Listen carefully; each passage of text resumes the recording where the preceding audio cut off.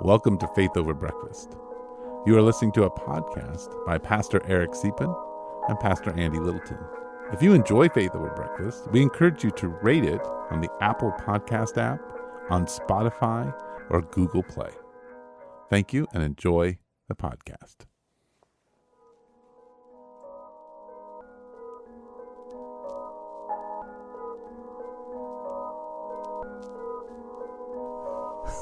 Welcome to Healing the City. No, I have way too many podcasts, guys. Welcome to Faith Over Breakfast with Andy and Eric, both pastors of churches in Tucson.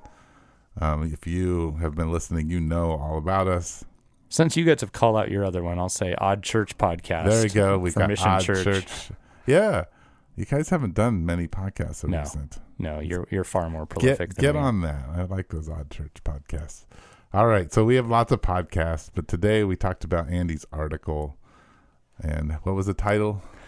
Well-equipped Christians are checking out when churches need them the most. Yes. So that's an interesting conversation, I think. Yeah, I agree. Eric had a lot of great insight for me. I feel like I was honored that he read the article and had thoughts. So cool. I hope you all get a lot out of it too. All right. Thank you, Andy.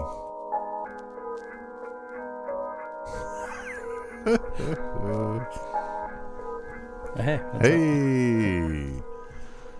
Andy Littleton. Hello. Welcome to Faith Over Breakfast. Thank you. These are the speed podcasts. Yeah, that's They're right. quick. They're efficient. They get right down to the point. Finally. See, this has been my strategy. This is your strategy. To get rid of all the fluff. I've just arrived late, leave early, and tell you, look, I've got about 5 minutes. 5 minutes. So here we go. We're going to talk about your article on the Medium. Is that what they're called? The Medium.com. Medium.com. Which is... we will post links to the many articles that apparently that Andy writes on this lovely... You don't have to post links to all of them. I mean, you can if you want. Well, you can search his name once you get on the website. That's right. They kind of just auto-populate once you click on me. Yeah, so you wrote a recent article. Will you give us the title to this article? Yeah, well-equipped Christians are checking out right when the church needs them the most. Something like that. Yes. Yeah. The premise of this article is that out of some of your own experience recently over the last year or so, you've had a number of people show up at your church who are young, seeking faith, not necessarily people who have been doing that prior. Right. And so maybe, anyway, you've had a number of them. And then you also have this other stream of people you've engaged with in your world, right, and networks where they're older Christians and they're no longer going to church. They've been in the church for a long time. They know all the stuff. They're, as you would call them, well equipped. And I tried to choose my words wisely. Because well equipped meaning that doesn't speak to their character or whatever. It's because there's so much variety. Sure. I feel like I need to pitch in here because I read the article. I thought I'd give a summary and then you could fill in. No, thanks. I just on that word, I just want to sort of say if you know me and you are listening to this and you haven't been going to church and you're thinking, wow, he wrote this about me. He did. No, I didn't, but maybe. No, I just come on, Andy. Well, here's my point. Look, just bring the haymaker out. Here's my point. This came from a number of conversations over several years. Yes. I've been thinking about this for a while and thinking I see a dual movement.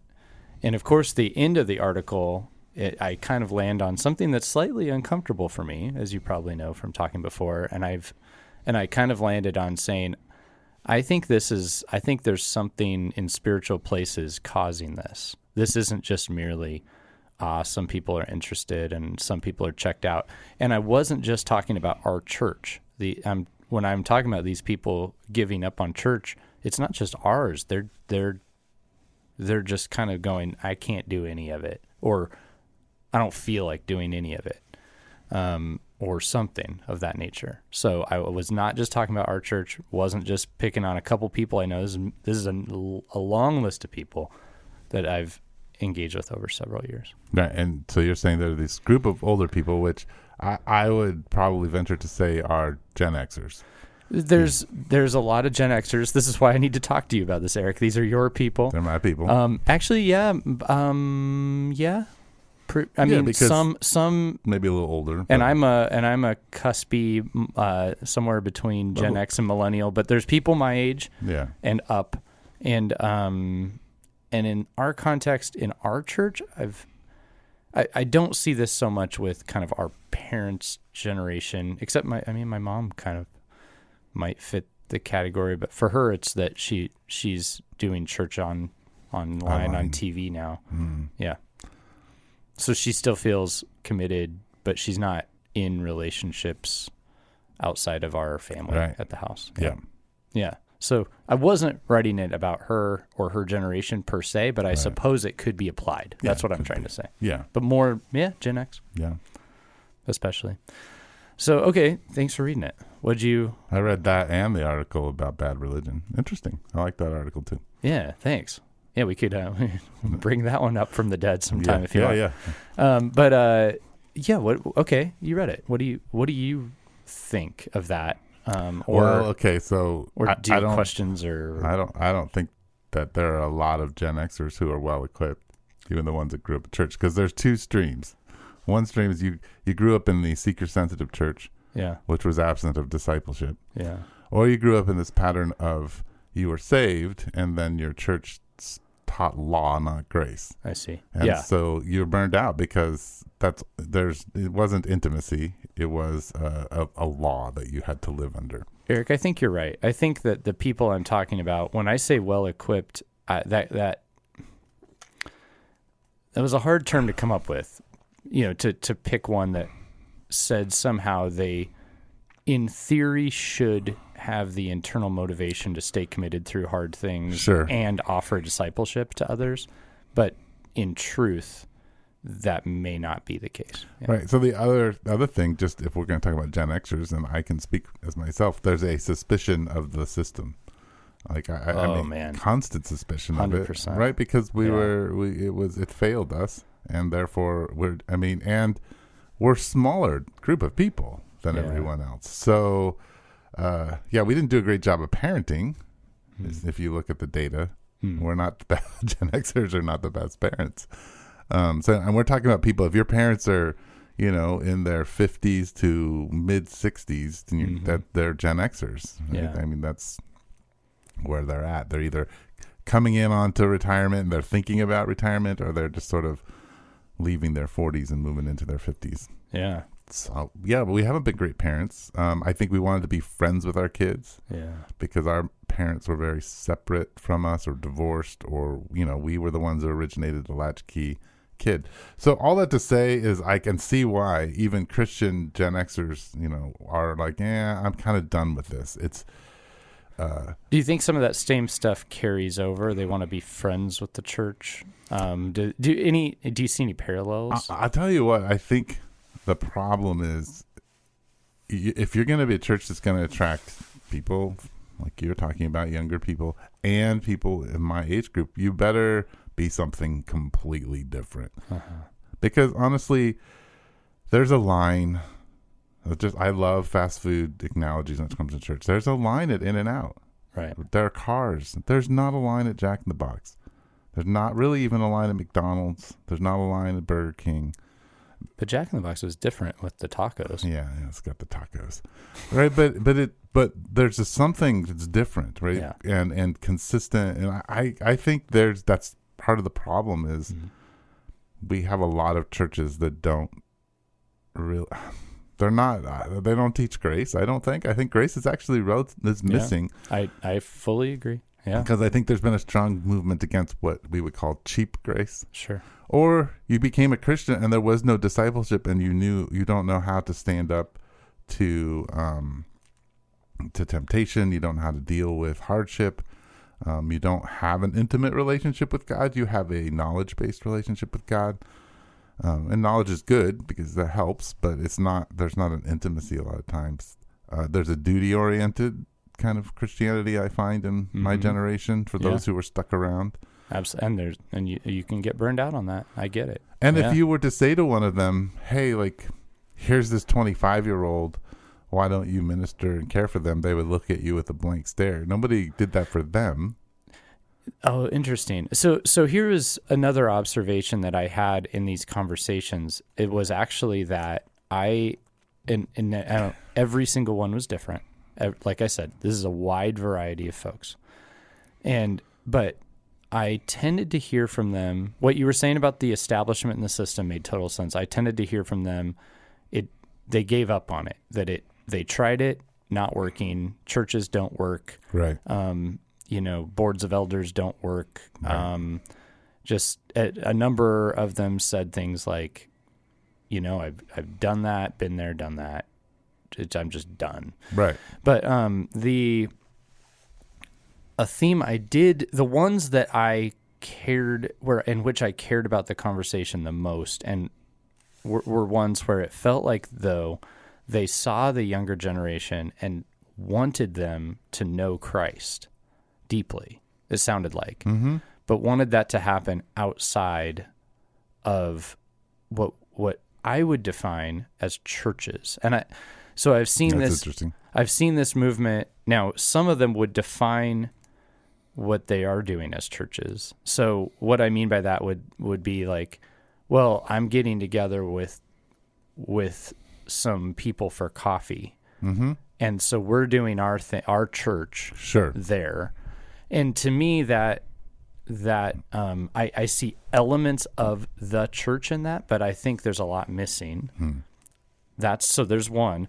And then the others were kind of saying that needs to happen, but like churches just aren't getting it done. So I'm just investing in my family or something like that. Sure.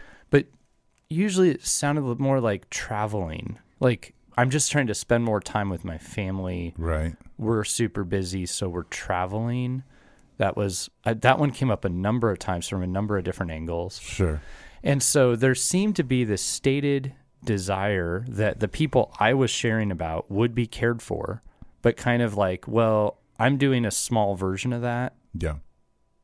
So can't help you. Right. That's how it felt in a way to me. Now, again, a lot of variety. What do you think of that? Does that fit? Because you were saying they might give you the blank stare. Nobody did that for me. I was kind of seeing a number of these folks actually caring about that deeply, but also going, but I'm not willing to, I can't take the risk of getting back involved with anything that is organized. Right. Right. I mean, there's postmodernism in there. There's sure. There's some of all. Excuse me. There's some of all that in there. I mean, I'm gonna just be blunt. If you want to reach my generation, you're gonna have to be like the Village. Yeah. I mean, that's just simply, you're not going to, and part of reach us if otherwise. And you are doing a good. I think your church defies that to some degree. We have a lot, which is of part of my age. Part of why I wanted to talk to you about. Well, I think part of it is, and we're not perfect at this, and it's just, this is my thoughts on it. You want people to be part of something, then you're going to have to be inspiring, you're going to have to be authentic, and you're going to have to really work hard to do it differently. Yeah. Because you're working like up against an uphill battle. Like this is not a downhill slide when it comes to bringing in older people who have some wisdom and some gravitas. And part of that is you're going to have to be like, okay, well, we're going to actually care for you the way we're caring for the younger people. And it's not just you come in and there's an obligation to you as an older person to minister to the younger people. No, we're going to create an environment where that happens both ways, and where the responsibility isn't just put on your shoulders. Yeah. How important was it? I like that. And I think that is true, the mutuality. How important was it that you had a leader that was older than you much of the way? This is something I do not have. I think that, yes, I think probably for the first 10 years. Yeah. I mean, I think, once you turn 40, things change. Yeah. As to who's going to listen to you. Just barely, Yeah. I'll let you know how that goes. I just turned 40.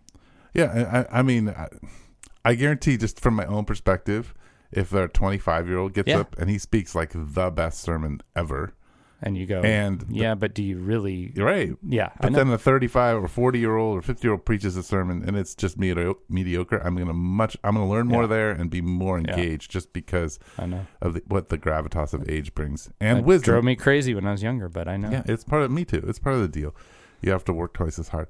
But I think I'm just going to say that in general, part of what Gen Xers are upset at is that the church itself over the years has been lazy or has just tried to jump on fads. Yeah. And to try to, and the whole point is, how do I grow a church? Yeah. And how do I make it bigger? And how do I get it to be, to support its, and the institution money itself. I thought about, this was a thought I had, is next time I have a conversation with one of those folks, to just say, hey, by the way, if you came and invested in these younger people, I'll give you a hiatus from giving.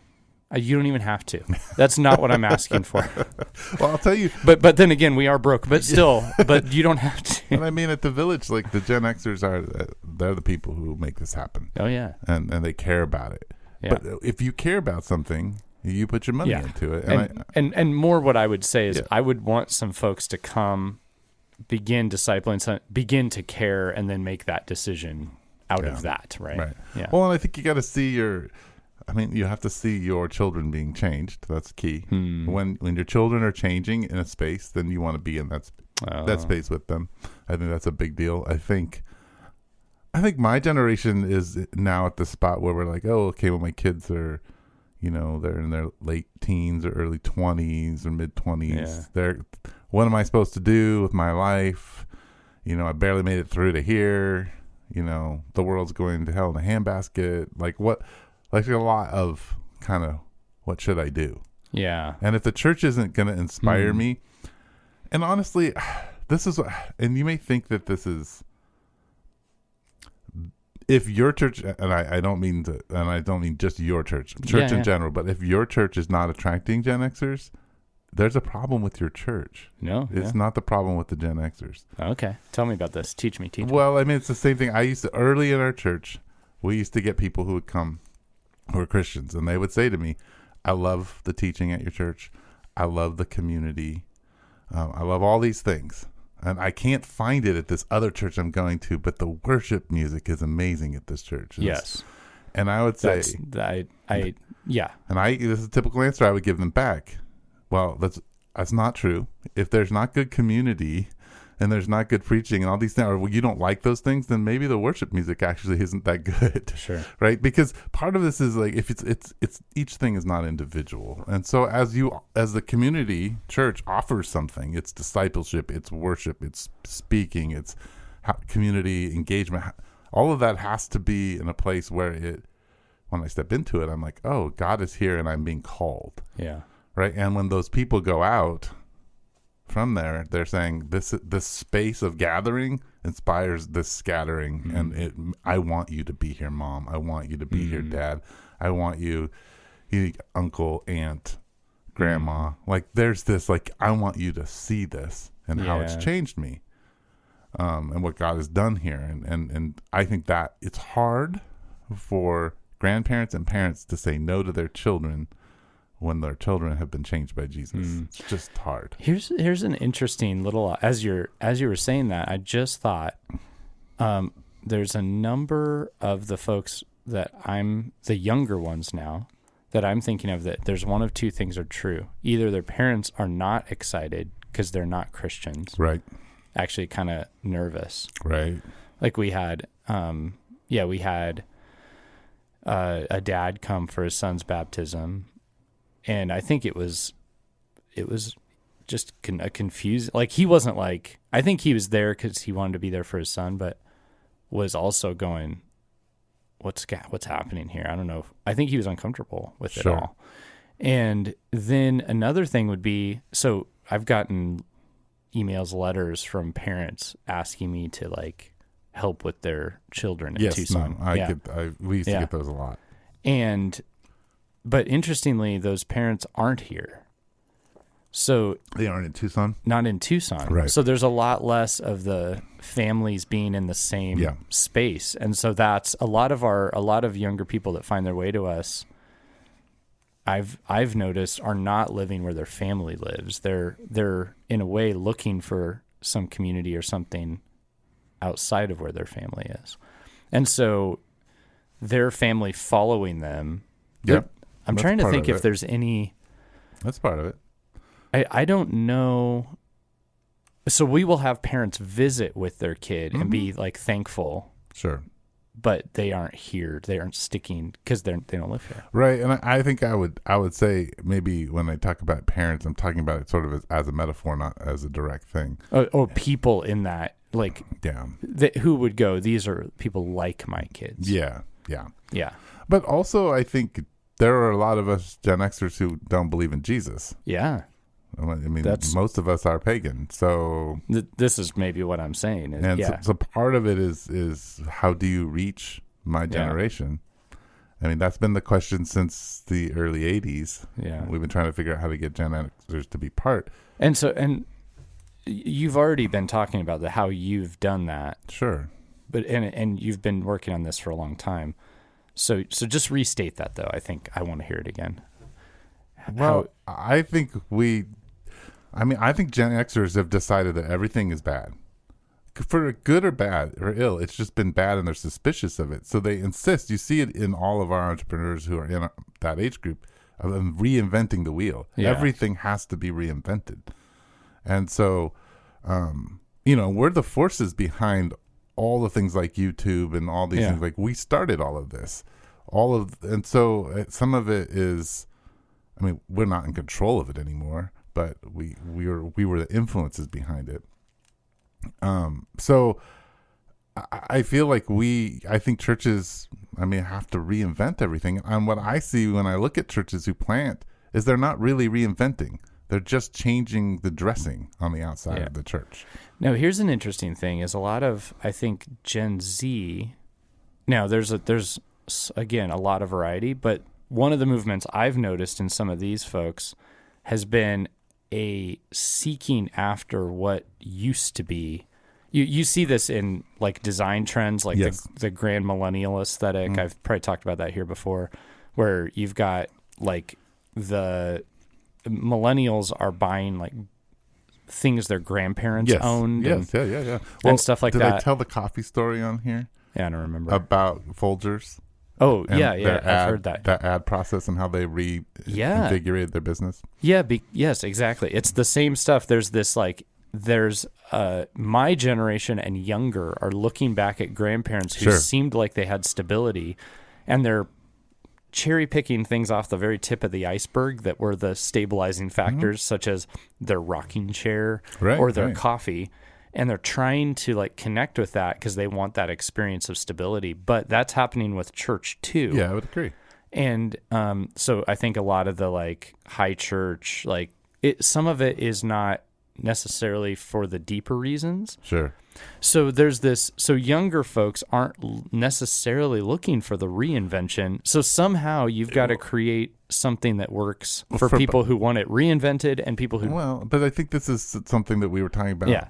Ancient future faith. Yeah. If you go to the village, it's all creeds and confessions and I was going to bring up, like, you guys do have So both. It's like grabbing the ancient and having completely reinvented something. Yeah. It's a hybrid of reinvention and ancient. Right. And I think the hard part, if you want to jump into the postmodern world, even though it's frustrating, I think, for people sometimes, you got to rename a lot of things and use different language.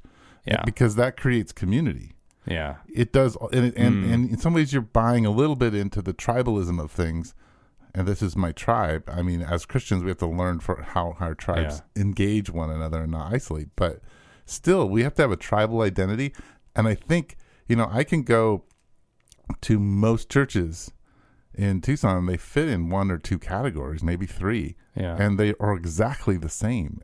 And the sermons are the same, and the music is the same, and the cookies and coffee is the same, and the carpet's the same, and Sunday school's the same. Well, you can only go there so long. Yeah. Yeah. No, for sure. For sure. I totally see that. And I think, what was I going to say? Yeah. Anyway, I like what you're saying. I think the fusion of the two is important to bring these two groups together. Yeah. And I feel like we're still learning how to do that. Yeah, no, it's a difficult process. I think some of it is if you have some Gen Xers in your group or your community, that you actually spend some time with them and teach them how to disciple and invite them into something deeper in their relationship with Jesus and get them ready to care for people. This has been my missing demographic for a while. Yeah. So But you got some 40-year-olds in your church, right? Few. They're close to Gen Xers. Man, very few. Yeah. But yeah, few. Some. You used to have more, I thought, in the beginning. Well, my wife and I, who just turned 40, for a while were the oldest. Then there was a merger. Right. And there was just a couple. There we have a few Gen Xers. But not very many, and haven't. It's always been when you looked at our little graph on our software where we keep everybody's names and stuff, there was this big leap in the 20s and 30s, and then the 40s and 50s was really low, and then we had a couple older people that came around. Yeah, and that's still true. And you said, I think on the last podcast, that you felt like you were replanting in some ways. We totally are. Like even right now, I think we have to adjust to this new reality. And that's part of my longing is to have, I'm not trying to be even with my article, it's not meant to be like a heavy critique. Like at the end of the day, there's a longing behind it. It's just like, I want comrades to care for these people. Yeah. Yeah. So one of the things that I think about, because we've had recently a number of teenagers coming on their own to come to the village. Yeah. And then bringing their parents. Yeah. And what I have noticed, the reason that they fit in, and then at the same time, we've had a number of people who could be their parents. Yeah. Come in, and each one of those have found a space within weeks in our community, because there is space to impact it. Yeah. And change the narrative. So here's a perfect example. We have he's a special ed teacher. He's about my age, maybe a little older, and his wife have been coming. And they've been here maybe 2 months. They've already cooked twice. And he came up to announce what we were going to eat. And he said, we have free-range noodles. Yeah. Which meant gluten-free. Well, that name all of a sudden took on like a whole part of the ethos. Now it is part of the village. Free-range noodles. There's no more gluten-free noodles in our church. They are free-range. Yeah. That's a very simple thing, but it is really significant. And that he could come in a couple months and influence the culture. Yeah. And so that's a big part of what brings most people from old to young, is if you can step in and impact the culture right away, then you belong there and you own it. And I assume there's a sense that they're not going to like change major things that are core to the church. No.